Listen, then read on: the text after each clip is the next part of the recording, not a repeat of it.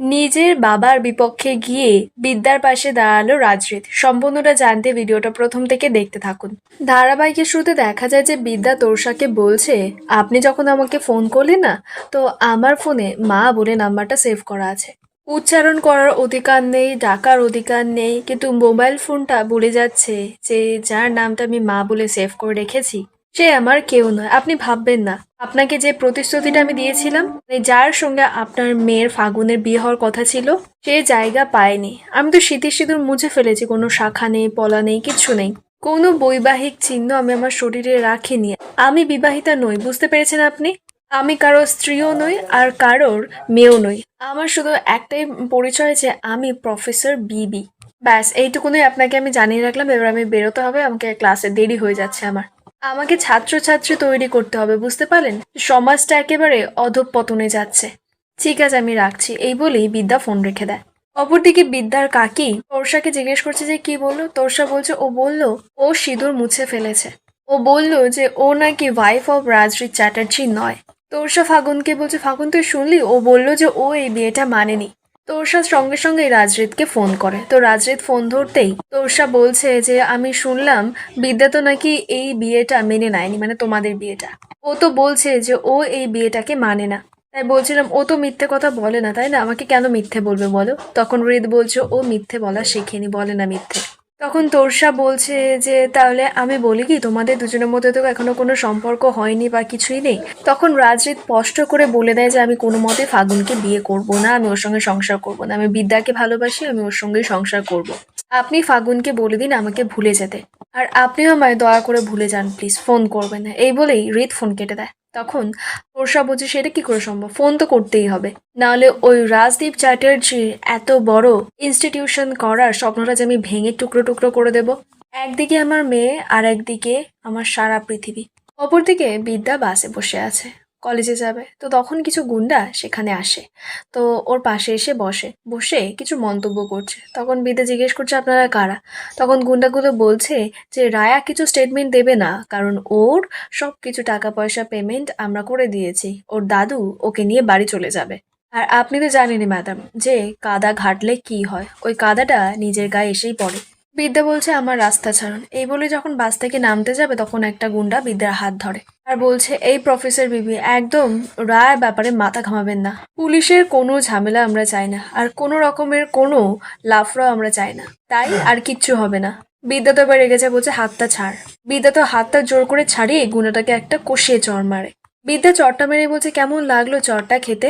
যে জ লাইনটা আছে না, তখনই তো সেখানে নিপুণ গুন্ডাটা চলে আসে, বলছে এখানে কোনো বায়োলজিক্যাল ক্লাস চলবে না ম্যাম, এখানে শুধুমাত্র প্র্যাকটিক্যাল ক্লাস চলবে।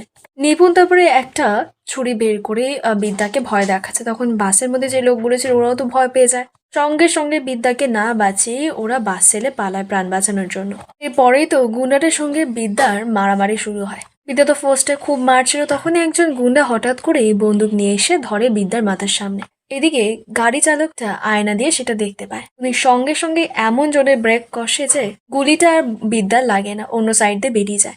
বিদ্যা তো সেই সুযোগেই বন্দুকটা তুলে নেয় নিচ থেকে, আর হাতে নিয়ে গুন্ডাগুলোকে ভয় দেখাচ্ছে। নিপুণদের বলছে যে আমি কিন্তু এক্ষুনি গুদে করে দেবো যদি আমার সামনে আসো কেউ। বিদ্যা তো ড্রাইভারকে বলছে গাড়িটা সোজা থানায় নিয়ে চলো। বিদ্যার সঙ্গে সঙ্গেই তো বন্দুকটাকে ওদের দিকে ধরেই মিস্টার খাসনবিশকে ফোন করে। উনি ফোন ধরতেই বলছে যে আপনি এক্ষুনি থানা থেকে বাইরে বেরোন। এরপরেই তো ড্রাইভারটা একেবারেই বাসটা নিয়ে গিয়ে থানার সামনে দাঁড় করায়।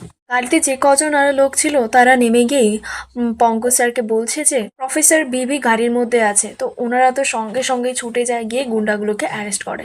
বিদ্যা তারপরে এই খাসনবিশকে বলছে যে ওরা বাসের মধ্যে ঢুকে আমাকে এই বন্দুকটা দিয়ে খুন করার চেষ্টা করেছে। আর শুধু আমাকে নয়, ওরা রায়াকে খুন করার চেষ্টা করেছে, অঞ্জলিকেও খুন করার চেষ্টা করেছে। অফিসার যথেষ্ট হয়েছে, অনেক সহ্য করেছে, এবার কিন্তু রাজদীপ চ্যাটার্জিকে তুলতেই হবে। আপনি কিন্তু এই নিপুণ মল্লিককেও অ্যারেস্ট করবেন। আর শুনুন অফিসার, আপনি কিন্তু পিছু পাওয়া হবেন না, তাহলে কিন্তু আমি প্রেসকে ডাকবো। পঙ্কজ তো তারপরে সব কটাকে অ্যারেস্ট করে ওখান থেকে নিয়ে চলে যেতেই বিদ্যা তো বসে বসে কাঁদতে শুরু করেছে। ড্রাইভার তখনই এসে বিদ্যাকে বলছে ম্যাডাম, আমি ঠিক টাইম মতো স্টিয়ারিংটা ঘুরিয়ে দিয়েছিলাম, বিদ্যা তখন ওনার কাছে হাত জোড় করে ধন্যবাদ চাইছে আর বলছে সত্যি। ড্রাইভারটা তারপরে নিজের দুঃখ প্রকাশ করে যে উনিও ক্লাস 10 অবধি পড়েছেন, কিন্তু টাকার জন্য উনি আর পড়াশোনা করতে পারেনি। কিন্তু তারপরে বিদ্যাকে বলছে যে ম্যাডাম সত্যি আপনি প্রফেসর বিদ্যা, আপনার এত সাহস, এত কিছু দেখে আপনাকে স্যালুট ম্যাডাম। আপনি পারবেন ম্যাডাম এই বাংলাকে সবার আগে নিয়ে যেতে, সবাইকে পড়িয়ে। বিদ্যা তখন কাঁদতে কাঁদতে বলছে সত্যি আপনাকে অনেক ধন্যবাদ। বিদ্যা তারপরে ওখান থেকে চলে যায়, কারণ বিদ্যার তো রায়া আর রায়া দাদুকে আটকাতে হবে। অপরদিকে রায়া দাদু যখন রায়াকে নিয়ে যাবে হুইল চেয়ারে, তখনই সেখানে শ্রাবণ আসে। শ্রাবণ আম, রায়া দাদুকে বলছে এই শহরে যেন আপনাকে কোথাও না দেখি দাদু, নইলে নাতনি কিন্তু একেবারে ভোগে চলে যাবে।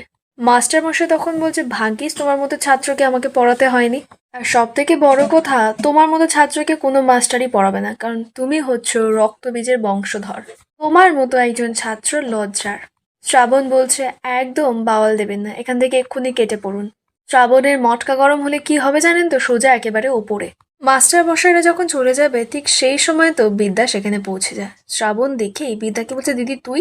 বিদ্যা বলছে কি ভেবেছিলি বাসেই আমি মরে গেছি? আমি ভয় পেয়ে পালিয়ে যাব? আমাকে ভয় দেখানো এত সহজ নয়। আমার লজ্জা হয়েছে এটা ভেবে যে তুই আমার ভাই। আমার লজ্জা হচ্ছে যে তুই মাস্টার মশাইয়ের সামনে দাঁড়িয়ে এরকম ধরনের ভাষা প্রয়োগ করছিস। তুই জানিস আমি একজন টিচার, আমার হাতে কোথায় কলম থাকার কথা, খাতা থাকার কথা, কিন্তু কি ছিল জানিস, রিভলভার ছিল। এই বলেই তো বিদ্যা চিৎকার করছে আর শ্রাবণকে কষিয়ে কষিয়ে চড় মারছে। শ্রাবণ বলছে তুই কি করছিস? বিদ্যা বলছে একদম চুপ, বেশি কথা নয়। তুই জানিস আজকে আমি গান তুলে নিয়েছিলাম হাতে। তোরা বলিস না আমি সাপ কাটি ব্যাং কাটি, হ্যাঁ আমি সাপ কাটি ব্যাং কাটি ঠিকই, কারণ আমি লোককে পড়াই। সেই হাতেই আজকে আমার রিভলভার উঠে এসেছিল। তোরা এসব কেন করছিস রে? টিচারদের তোরা কোথায় নামিয়ে দিচ্ছিস? শ্রাবণ তুই এরকম কেন করছিস বলতো? তুই আমার তো ভাই হোস। কলেজে পুলিশ আসতে দিস না, কারণ ওটা আমাদের পড়ার জায়গা। আর এখানেই আজকে পর্বের আপডেট শেষ হয়, দেখা হবে আগামী পর্বের আপডেটের সঙ্গে।